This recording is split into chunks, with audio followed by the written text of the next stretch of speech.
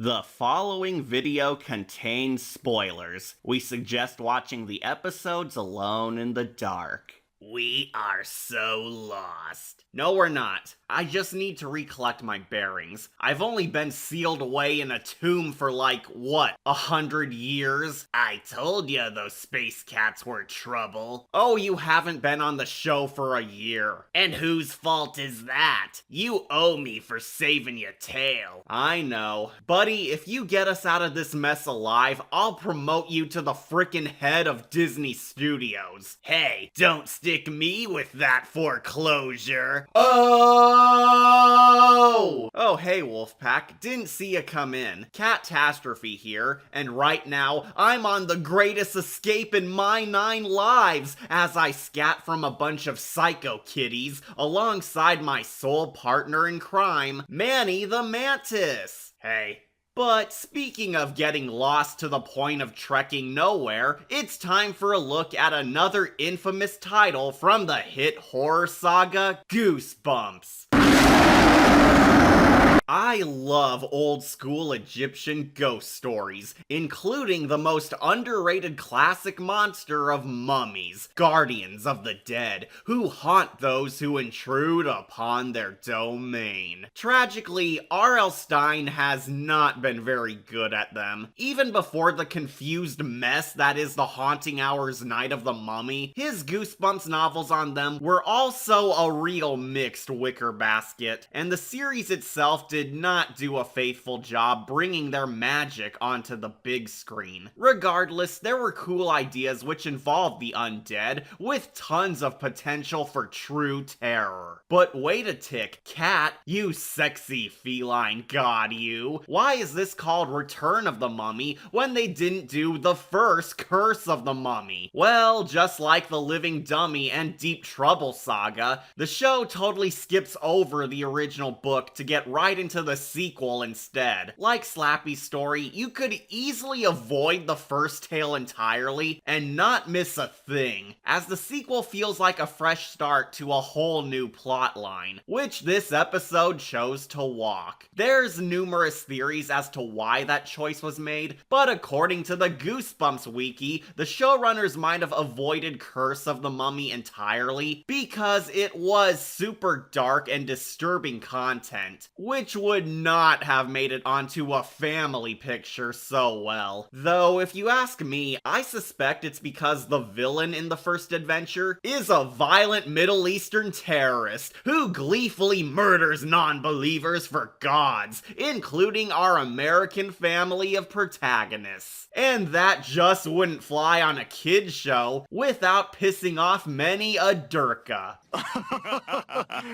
It really reminds me of me and my friends. You know, the way we just hang out. Before I kill them for worshipping the wrong god. Ah, poor Ahmed. We'll never get to enjoy your disturbed bloodlust for slaughtering those infidels. So yeah, Curse was too edgy even for Fox. But it's okay, cause we jump right into the direct sequel, which actually had mummies as the main villains, and a more straightforward plotline for kids to follow. The Return of the Mummy, and yes, even the edgy Curse, are both very popular books of the Goosebumps library, and contain simple, dumb fun adventures of a badass archaeologist family combating the forces of the Dark Pyramids, in a cute tribute to the likes of Johnny Quest and serial movies. The books are flawed, but pack a sense of adventure, which kids could get absorbed in. And here's where we take a dark turn. The episode sucks! The adaptation of the Gabe saga is one of the most hated episodes of the series.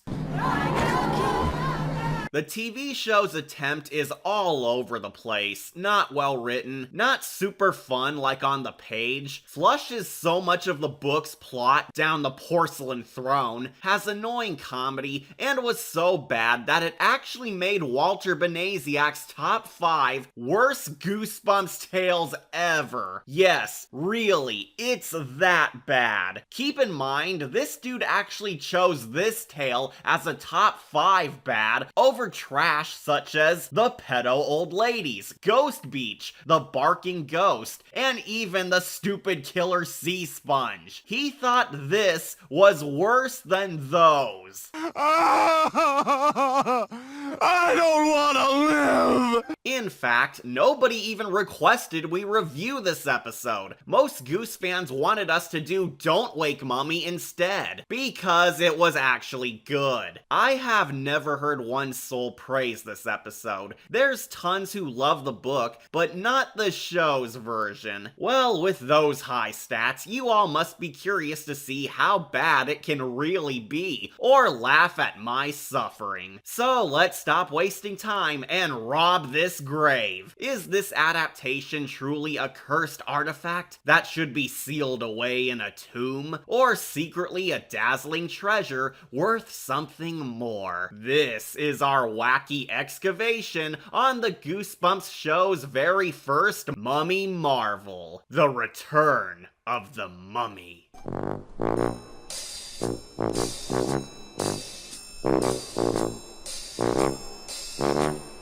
So, our episode opens up completely different from the book. In the literature, our main protagonist, Gabe Sabry, arrives via airplane at Cairo to spend summertime helping his uncle and cousin on an expedition for a pharaoh's lost tomb. But the show races to the point and has him already in Egypt. Guess they couldn't afford to rent a fake studio airport for Tucker to walk in.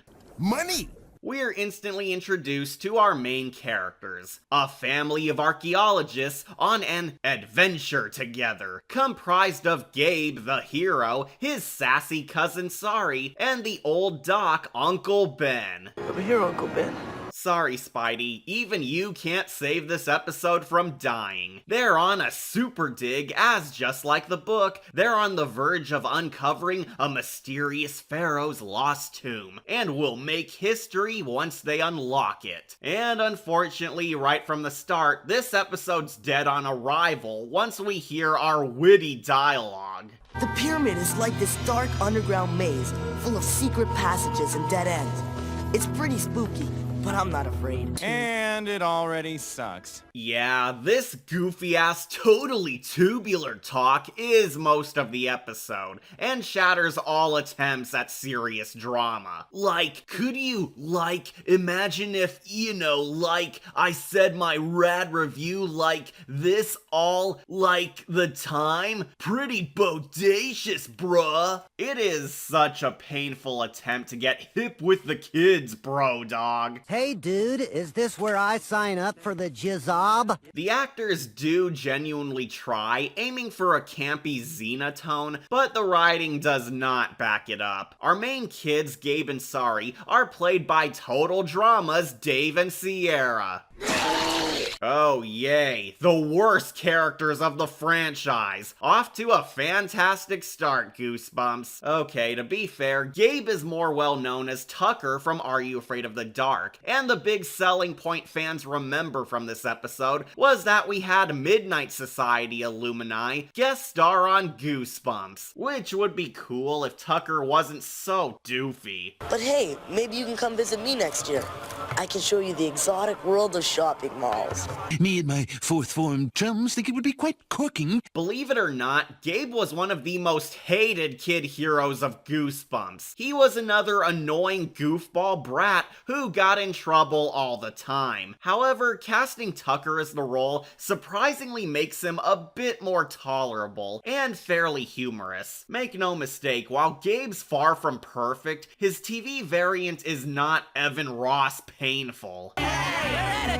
I'll admit that once in a while, Gabe and Sari's interactions can be funny. The cousins do share a cute chemistry, which makes them feel like actual family, and they keep attention thanks to some genuinely cute zingers. It's very simple. You just press the little button and a picture pops out. Even you can do it. I know how to do it. Could have fooled me. Luckily, our kid heroes are more amusing over others, but sometimes make you forget we're in a horror fable. However, the true highlight of this episode, which is unironically great, are the sets. The pyramid setting is masterful and looks so good and creepy, as our haunted house level for the evening. I dare say the production values are shockingly stronger on this story over the other cheap generic episodes in the dark forests or neighborhoods. Sari? Sari? Anybody there? No! A darn shame the writing drowns all goodwill. The plot itself is very easy to follow, as it's all about this zany adventure family exploring a spooky haunted pyramid before accidentally unleashing some wicked spirits trapped inside. Gabe tries to impress his intellectual fam with his knowledge and mad skills, like his summoner paw, but they remain unamused. A summoner? The guy said it can call forth the dead. The summoner is a key MacGuffin in the story. As akin to the shrunken head, it allows Gabe to harness magical powers, which forge him into a badass kid hero. But the backstory for this trinket is colossally stupid. Where did Gabe gain such an epic power item? He bought it at the airport off a traveling salesman. I bought it at the airport. She said it was a real mummy's hand. I hope you didn't pay too much. That's one of the oldest scams around.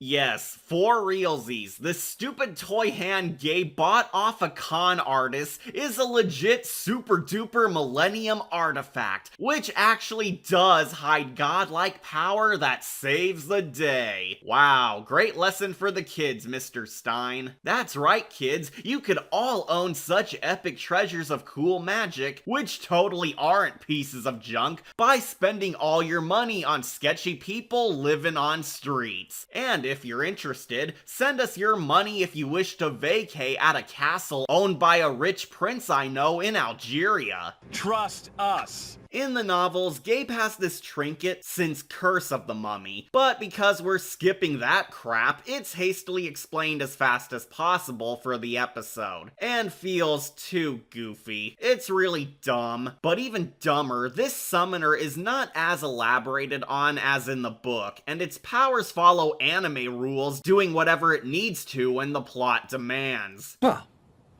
that's just lazy writing. I never understood the summoner, and this episode doesn't sell you on it. Anyway, the team spend days searching for the corpse and legendary treasure of the fallen pharaoh, Prince Koru. But naturally, while investigating the pyramid of a bloodthirsty conqueror who has a death curse upon his kingdom, some spookiness occurs. The pyramid itself operates like a scary haunted house, which, while definitely unnerving thanks to an isolated atmosphere, can only entertain for so long. It's kind of a waste due to many of its scares being so lame. The episode purges nearly every big event out of the original book, and leaves nothing but the bare bones of the story arc. Yeah, just like a shocker on Shock Street, we get a compressed adaptation. Uncle Ben's entire work team, including Dr. Omar fielding a major red herring in the mystery, are all removed. So many of the fake outs and misleads are gone, the genuinely funny commercial mummy being filmed next pyramid is gone, and even some dialogue is altered or rearranged for a tighter pace. I get you have to alter some things for a reasonable adaptation, but geez, it feels like almost nothing was left. And as a result, the drama is a bore. I swear, it feels like almost nothing occurs. We get long, dragged-out scenes of the cast touring around a dark maze, and super awkward info dumps to explain away the plot. It's just so dull.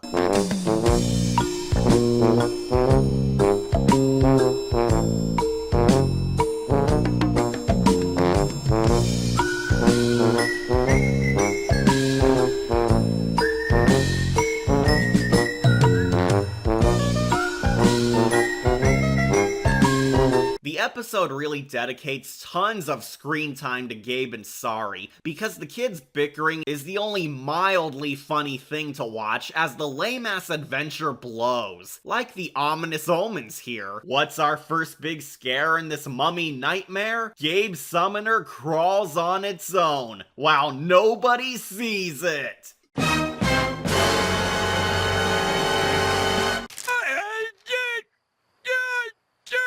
Wow, that's so scary if it had any relevance. But Gabe finds it immobile and we move on. Well, that was pointless. However, even Sari grows annoyed by Tucker's stand-up and ditches him, where our hero's totally lost for like 5 seconds until he finds everyone.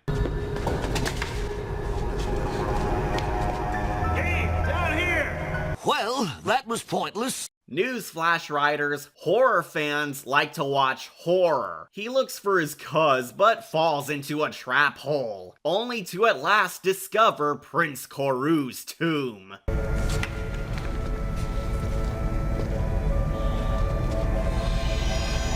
Kiss him. Kiss him.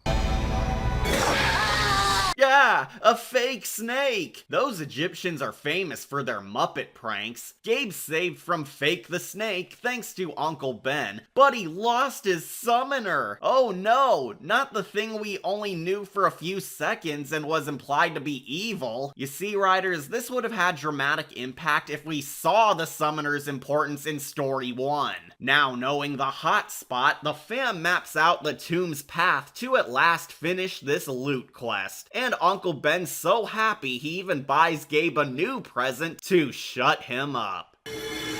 There's a bug. That's right. It's an ancient scarab beetle. It was trapped in the amber 4,000 years ago. Gabe's opening up his own Jurassic Park. Scarabs were very important to the ancient Egyptians. You see, they believed that to keep a scarab meant that you would live forever. I'm sure this random info dump totally won't be important for later. The team's discovery wins them a new recruit named Nia, a news journalist who enlisted on this expedition in order to report on Prince Koru's tomb firsthand. Nila Ahmed, I'm a reporter with the Cairo Sun. I thought you all called yourselves journalists these days. Well, I guess I'm just an old-fashioned girl. I love a woman with a sexy Russian-Egyptian accent. Nia very quickly befriends the team and bonds with them, making it so obvious that she'll be an evil twist villain. Yeah, this is a problem when you have a mystery with only 5 characters, because you can predict when a character who's seemingly super kind turns out to be the villain hidden among us. This is why deleting Dr. Fielding was a huge mistake, because the book misleads us by making it seem as if he was hiding something and acted as our red herring so we don't see Nia's betrayal coming a mile away. But the show chose its path. Dumb! Heck, if you're still not convinced Nia may be sinister, she even blows off her servant's warning that the pyramid's evil. No one must enter the tomb. It is cursed. Someone will die. Enough. I cannot stay. What was that all about? He said if you enter the tomb, somebody will die, you dope. What was so hard to understand? You big dummy. Allegedly, the tomb's cursed, and bad things occur to any intruders the closer they get to the prince's burial chambers, including possible death of the most painful degree. So of course, they'll show them by intruding upon the prince's room. The ultimate endgame curse is that Prince Koru, the mummy, shall rise again, to smite all trespassers, and quite possibly all of Egypt will feel his wrath for failing his final resting place. Whoa, that's actually a pretty cool story. Too bad we had to wait halfway through to get the first hint of the mummy in his own story. Don't! Sometimes these tombs contain a great deal of treasure. And there are some superstitious people who still believe that there's a curse. You already broke into his temple and bad things have begun. How many curses are there? There's like a different curse around every corner. This is cursed. That is cursed. The stock footage reveals it's next morn, where the team finally cracks the code, only to unlock a decoy room that sends them back to go. Decoys, Lois! Decoys! But don't fret, that doesn't stop the idiot duo from goofing around, where Chosen One Gabe naturally gets pressured into speaking the magic words of resurrection, which wakes up you-know-who. What's the matter? You afraid the mummy's really gonna come to life? Well, no, but... What then? Say it. You chicken? Haru hara hari. Wait, he couldn't have revived the mummy, because he lacks the summoner. You know, the magic wand which harnesses all the power. So this fake out is clearly a fake out. Lazy writing. He finds his toy, only to learn that it's not his hand. How did it get here? Hey! Hey, where'd it go? Jeez, Walter was right. Tucker does have a hilarious scream. Okay, so this leads to one of my most hated moments in this. For some reason, Gabe's family and pals don't believe him and assume he's punking them despite clearly seeing that an arm is attacking him. Huh? Why? Why don't they believe him? Do they not see the monster clearly in shot? Do they distrust Gabe that much? In the book, Gabe is a well-known prankster who has pulled stunts like this on his family before, but this persona is not at all in the show, so it makes zero sense. Oh, and the obvious fact that they somehow can't see it right in front of them. Dumb! Through wacky antics, the kids get trapdoored and Uncle Ben epic fails, separating the group, where the kids slide right into the mummy's room. Get us out of here, Dad! Come on, there's gotta be a way!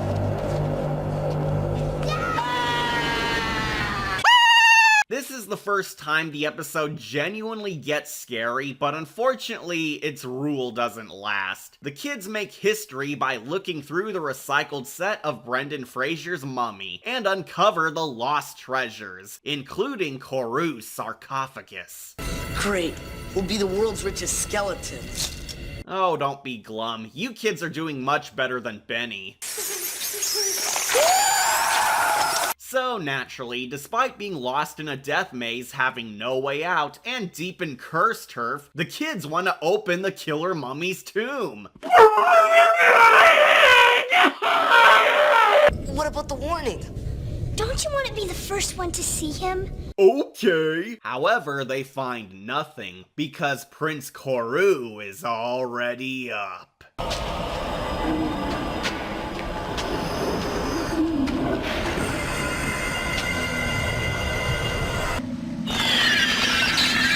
To the show's credit, our big spooky mummy is pretty cool. The costumes and makeup department totally grant him a gross, rotten design, straight out of a Universal Monsters picture. Pro mime artist Peter Jarvis did such a great job mimicking an undead ghoul that he would return as the mummified monster in Don't Wake Mummy, as he was that talented. Prince Koru does look pretty fright-sgusting, but alas, this episode does not do him justice, since we rush through so much plot and have a treasure of letdown. We are now in the last 5 minutes of this half-hour episode, and only now is our dang mummy on screen. You what? Yeah, just like the cheapskate blob, the monster is in the last 5 minutes where it finally attacks. But in a twist, it's not entirely the mummy's evil reign. It was Nia all along. Nia comes out in her sexy evil makeover, revealing that she stole Gabe's summoner to summon her prince, as Nia is really the Pharaoh's evil sister. She She is the legendary Dark Queen of Egypt, who apparently lived for over millennia just to revive her brother, because with him by her side once more, they can eventually take over the world. Of course. So, why was she posing as a reporter, and how does she know so much about modern day? Yeah, even in the book, this was a trifle confusing. They explain how Nia also had a magic millennium necklace like Gabe, which kept her life force alive all the way to our era, so it explains how she's alive, but if her goal was to revive her bro as an undead elite minion, then why the heck didn't she ever do so herself? What took her so long? Why create this elaborate fake identity when you could have did it in the past, or just betrayed these useful idiots at any time? Oh no, I've gone cross-eyed. Plus, in the show, this twist comes 100% out of nowhere. In the book, Nia's role is established earlier and elaborated on because on page you're allowed to explain more. But in the show, it's super random and rushed. We never even gain much time to know Nia before this whole "lol, I'm the mastermind" BS bursts in. So it leaves less impact than it should. I have waited so long for this day, that we may be reunited once again. Hey, that's my summoner! Silence, foolish peasant. The summoner is mine.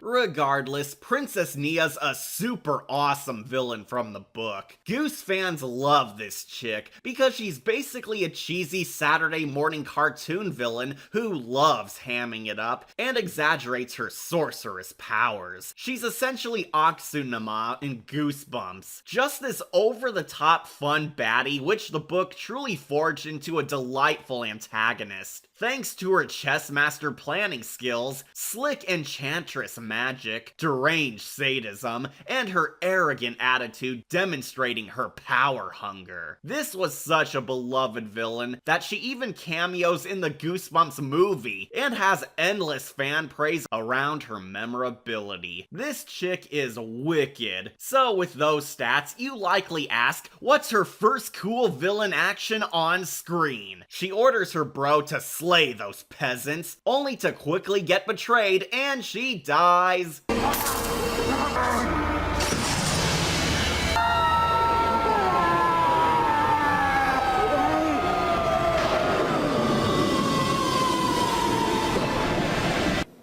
Survey says pretty lame. That was pretty lame. What the?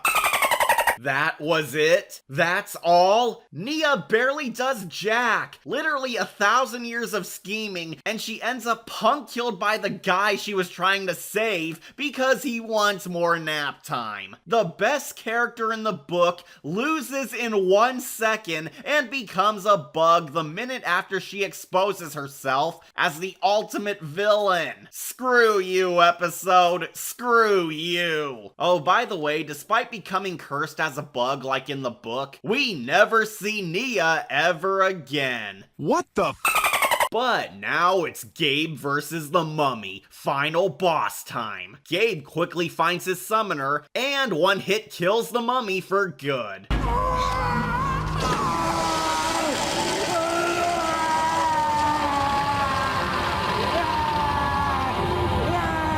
It's official. You suck. Yeah, I'm not Kitten. That's it. The last 5 minutes, the Mummy finally shows up, only to do nothing, and easily gets punk killed by Tucker. The end. The Mummy doesn't do jack in his own story. Wow. This climax sucks. It's actually worse than Courtney fem-splaining the mud monster to death. Your mum, kids. The temple somehow collapses from breaking a toy. The heroes escape, and Koru's history. What an eventful 2 days of summer it was. Unable to directly tell the true story, the fam decides to full-blown lie with fake news. Okay, so what do I tell these reporters out here? The truth? Sure. Tell them the mummy walked. And his sister's a 4,000-year-old beetle. And they almost got together and ruled Egypt again. You're right. Nothing but the truth. Looks like C is for cover-up. The prince's remains remain lost, but Uncle Ben has his fame and everything swimmingly as the Nile, until we get our twist ending. While Gabe packs up for home, we spot the summoner, or possibly Koru's arm, coming for Mother Tucker, accidentally getting carried off in his bag, hinting that it's not over yet. Or maybe Gabe dies, I don't know. I'll tell you one thing. When I get to the airport, I'm not buying any more summoners. Can I give you a hand? No, I got it. Once again, the saga continues.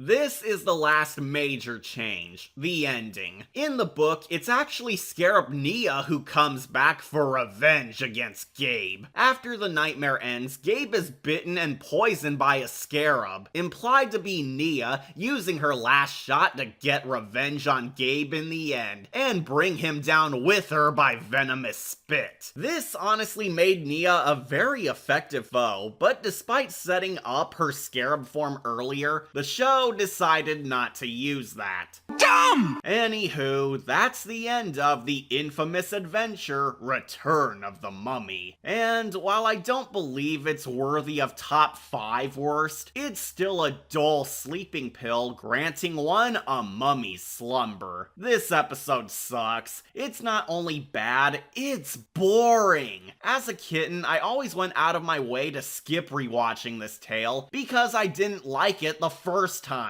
I recall it being the episode where nothing happens. 90% of this episode has nothing fun going on, and when action finally enters, it speedruns to the end. The staff purge so much of the novel that it feels so lifeless. It drags in so many areas. The cast is just plain uninteresting. The mummy's barely in his own story, and worst of all, it's not even scary. It's a horror which lacks horror. Making matters worse is that the writing and plot are also sloppy and pitiful compared to how larger than life the page was. I could have given the episode a break since all the sets and costumes are gorgeous, but it sucks because it's just so droll and unfun. Tucker and Sari definitely try to entertain, yet they can only do so much to save a sinking ship that stalls on finally giving us the one thing we all came here to see, the monster. Speaking of which, the villains are also lame. Nia and Prince Koru are absolutely nerfed in the show. They were not delivered justice and are far weaker than their book counterparts. Princess Nia was an underrated villain who genuinely saved the book for many Goose fans, but the episode treats her as a footnote before abruptly killing her 10 seconds after she reveals her true villainy. And her bro is no better. We wait half an hour for the mummy to show up in this mummy story, and when he finally does, he just dies. The mummy is barely present in his plot. It's inexcusably bad. And I totally think kids will hate this too, precisely because it's a bore and ultra anticlimactic. We're treated to nothing but cheesy jokes, awkward info dumps, long, boring, slow scenes exploring a dark pyramid set, and when the cool mummies arise, they die in one-hit kills under 10 seconds before we're done. Return of the Mummy was a decent book, but downgraded as a worthless trinket as useless as Gabe. So, I curse this tale with a decayed skull. I don't recommend it at all unless you want to bore your enemies to death. Return of the Mummy had so much promise to be a wicked journey inside a fun world, but it deserves to be buried as ancient history. I'm your host, Catastrophe, and as punishment for making me suffer this crap, I curse you with 30 more Crypt TV chats.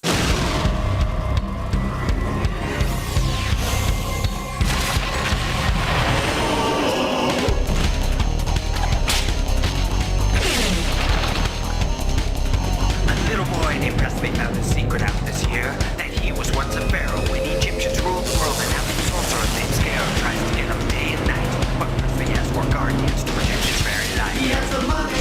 Officially 25 BC. He has the money. Protection from the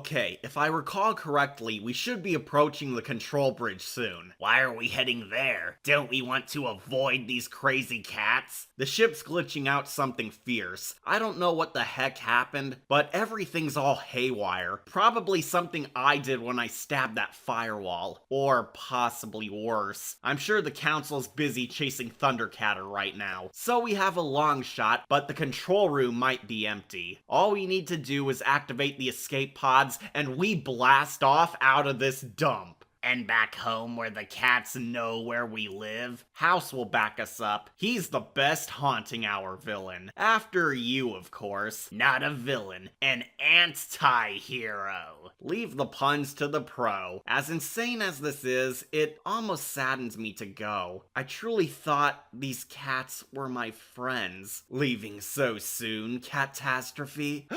Katana! Watch yourself, buddy. He's in Katarate attack mode. I know that stance anywhere. Very clever, young grasshopper. Seems you've survived our last duel. Wait, you two know each other? Ah, yes. In our past, we've shared many a battle. Young Manny taught me. Yeah, no time for backstory. We've got a ride to depart. But Cat, you can't leave now. What about your lost brother, Wolf? I'll worry about that later. Right now, I have bigger probs. My new friends aren't really my friends at all. In fact, some of them are trying to kill me. Couldn't get over the death of two tyrants who tried to kill us first for no reason. Where do you fall on that list, Samurai Cat? So, you know. You're no fool. There's no point in lying. I just want to say killing you was once our priority, but we changed our minds. Many of us saw you as more than an enemy. Some of us saw the great potential in you, dear cat. I too once viewed you as an opponent, but I've come to respect you. You were once a member appreciated by this council, minus some objections. It wasn't supposed to come to this, but it did. You cats lied to me. Used me, and now you want to hunt us down. And here I thought you were a warrior of honor. I guess stabbing your pals in the back is noble to you. You don't understand. Negawolf's empire is too powerful. Even with both our lord and Mechanicat dead, we inherited the regime and its vast resources. We're in charge now, but there's nothing left to be in charge of. We were overwhelmed. It was too much to handle, and we reacted as best we could. We thought killing you would resolve everything until we decided to bring you in to help us rebuild a new order. We were all going to form a new, stronger regime with you as a powerful voice of reason, but it ended in disaster. The council once held equality, but gave that up when personal ambitions poisoned us. We've all finally snapped and turned against one another. Mad cats are grabbing for power, and whomever obtains it shall be unstoppable. All the more reason to stop this now. I've been ordered to resolve the conflict. Stopping Thundercatter is top priority, but we didn't know how much you knew, or if you even escaped the dark room. Well, I know enough, and I'm out for good. I want to leave all this behind. Fly away. No revenge. No more scheming, no more fights. You cats were never my enemies. We were pals. But one of my former friends is blocking my path. So, how's this gonna play out? Go. Now. I was never here, I never saw you. Really? You're letting us go? It could be a Decepticat trick. No tricks. No more games. You want out? Then leave. One less feline to deal with. Oh, well, thanks. It's been a privilege knowing you, Katana, but maybe you really should consider ditching this team yourself. I don't know a greater purpose beyond my warrior duties, Cat. I owe this empire for taking me in and reforging me into something greater, even if my remaining friends are all unstable minds. Seems like you're the only cat with any honor here. Certain you're on the right team, pal? You may want to switch sides. Just go, before I change my mind. I still don't trust him or any of these space felines. He's no hero. Not now, but we shouldn't give up on ourselves or the misguided. Switch sides, eh?